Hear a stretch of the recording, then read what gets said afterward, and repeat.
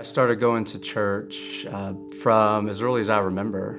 I remember at the ages of 5 and 6, dressing up in small suits with bow ties, and as I aged, definitely got a little more casual.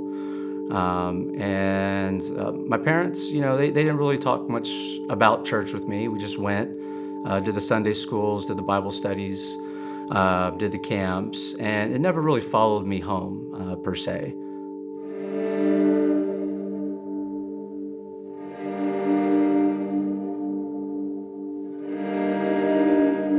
I think I imagine God as kind of like almost like a safety blanket. I didn't really understand too much about it. I understood things regarding Jesus, dying for my sins, but I didn't understand the overall picture of who God and who He was and how I could apply Him into my life. At the age of 16, I had someone I looked up to, someone I admired, probably the closest person to me. They betrayed my family with bad decisions, and that followed up to my 17th birthday where they did an ultimate betrayal.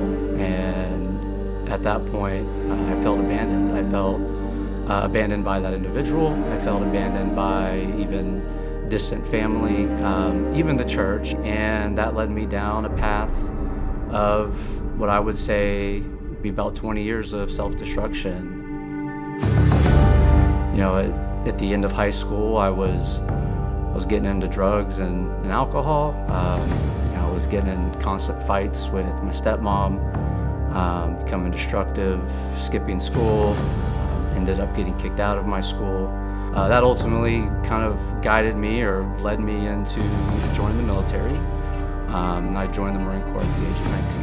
And I felt like it would give me a sense of purpose. I felt there was kind of an end goal of structure that would maybe put me on the right path and kind of get me out of the bad habits that I'd been going through.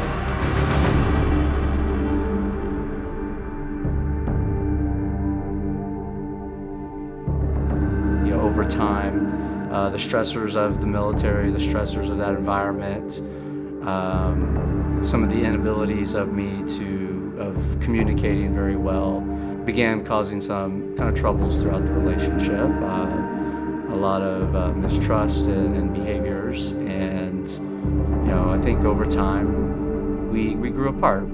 So we did end up divorcing. We have 2 children. We do get along great. She lives here locally, and we have a great relationship today. And I thank God that that He chose her to be the mother of my children.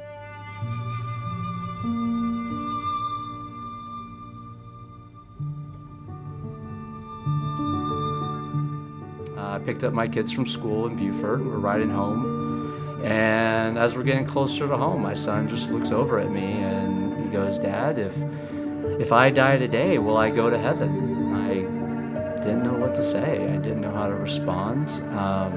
I asked him, kind of where this question developed, and he spoke about a kid a boy that he goes to school with, and how he had been small talking with him about Jesus, and that led him to ask the question.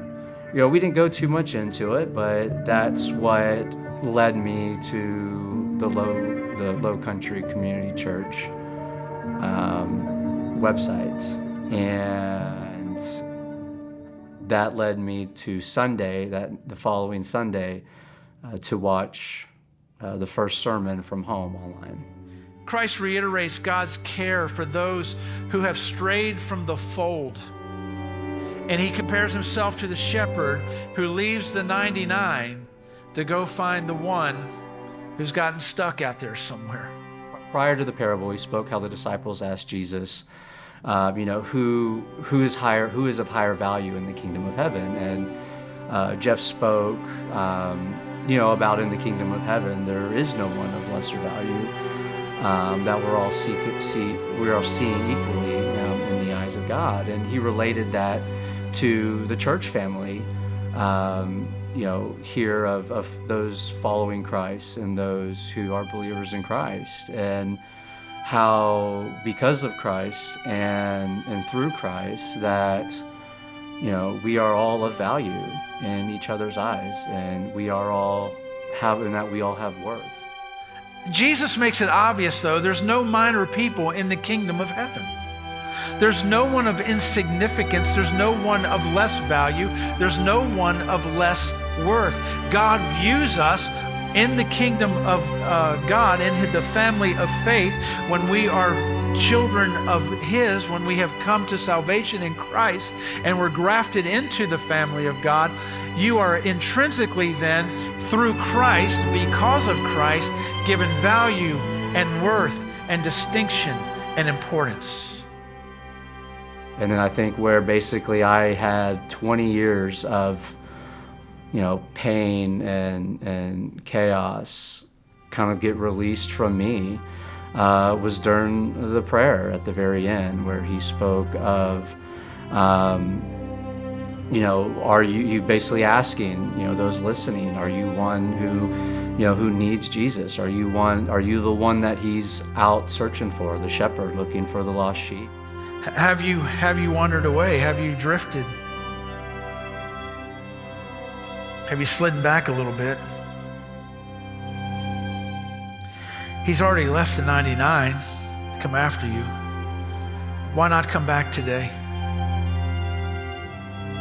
Confess, Jesus, I'm not where I need to be, and I'm coming back. I want to come back. Come back. And you're met with open arms.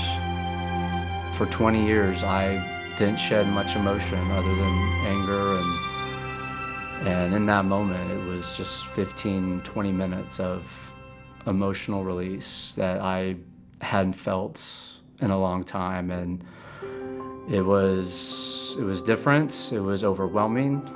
It was tough at the same time. I felt that kind of a realization of my struggles and decisions I had made, and kind of in the failures of seeking worthiness through a sinful world. And also a realization of what I truly needed, and that was Jesus in my heart and in my life. And I was baptized at about 11, 12 years old with very little understanding.